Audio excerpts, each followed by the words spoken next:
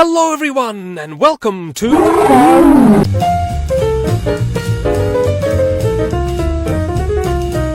This is Africa, and here's Kenya. Now, let's have a look, shall we? The tale of Kenya stretches back to the sunrise of the human story, and its first inhabitants were hunters, scouring the sweeping, simmering landscapes for their meat. As the slow centuries slinked by one after the other, different peoples migrated into the land, bringing with them an alternative to hunting. Pastoralism, the art of herding and shepherding livestock. More centuries slithered away as still other peoples slipped into the land. Bantu speakers from the west, who brought their knowledge of farming and metalworking into the land. The Bantu took a liking to the coastal region, which became a prominent hub of trade in what became known as the Swahili coast. Contact with Arabians brought the religion of Islam to the locality, and one of the area's major ports was located in Kenya, the city of Mombasa. Built around the year 900, Mombasa's mercantile reach extended as far away as India and China, amassing wealth from the export of products ranging from ivory to sesame seeds. In 1498, the Portuguese stopped by en route to India and clearly liked what they saw, for a few years later they were establishing their presence in the region, a presence that was cemented by the enormous Forte Jesus, built in 1593 to safeguard Portuguese territorial domination, which lasted for over 100 years. In the 1690s, however, the Arabs of Oman besieged the fort for nearly 3 years and finally won, expelling the Portuguese and assuming command. The Omanis increased the slave trade that was going on, desirous of free labor for their clove plantations, and delving deeper into Kenya for that purpose. Meanwhile, in the mid-1700s, the Maasai migrated into the land, cattle herders and great warriors, who would come to dominate the vast expanse of the Great Rift Valley, as well as neighboring lands. And if you ever want to know how stretchy your earlobes can be, look no further than a Maasai woman. Can you believe it? Sorry, had to use that one. Anyway, slavery sadly persisted in the country under Omani rule well into the 19th century, though the British made efforts to restrain it, and in 1846, the German linguist Johann Ludwig Krapf came to Kenya as a missionary. He explored the country and translated the Bible into Swahili. Today, Christianity is the majority religion in Kenya. Though the Germans had vested interests in the country, it was the British who gained control of it in the latter 19th century. To more efficiently link their colonial holdings, the British built the Uganda Railway, using workers from what's now Pakistan, and set about constructing what would later become Kenya's capital, Nairobi. Of course, a number of Kenyan tribes were hostile to British rule, such as the Kikuyu, the Kamba, and most fiercely, the Nandi, but to no avail. European settlers began setting up farms, though industry was disrupted by World War I. In 1920, Kenya was officially made a colony, and still more settlers arrived to farm, one of whom was the Danish writer Karen Blixen, who wrote about her experiences in the book Out of Africa. Now, the colonial endeavour had dispossessed many native Kenyans of immense slices of land, who were not being represented in the governing of their own country, and there was a lot of anger and resentment brewing, which in 1952 boiled up into the Mau Mau uprising. The Kikuyu people, along with representatives of other ethnicities, revolted against British rule, led by Dedan Kimathi, a grisly, horrible conflict, noted for atrocities on both sides. The British eventually managed to quash the rebellion, which subsided after the execution of Kimathi in 1957. Though relative quiet was restored, it was clear things had to change, and they did. In 1963, the push for independence succeeded, and Kenya was free, Jomo Kenyatta becoming first president. Kenyatta, a conservative and anti-communist, oversaw a time of economic growth, but also a controversial land distribution scheme that stoked ethnic tensions, favoured tribes being given more land or other tribes' lands, and so on. There were also conflicts with the Somali minority in the north, which spilled into the next president's term. Now, Kenya had been under one-party rule for decades, and the road to a more free form of democracy was a bumpy one, to say the least. All sorts of ethnic political violence accompanied the path to a coalition government. But it happened at last, and a new constitution was drafted, and today Kenya, with its medium level of human development, has seen many improvements and possesses the largest economy in East Africa. But what looms ahead for Kenya? Comment below, but for now, bye-bye!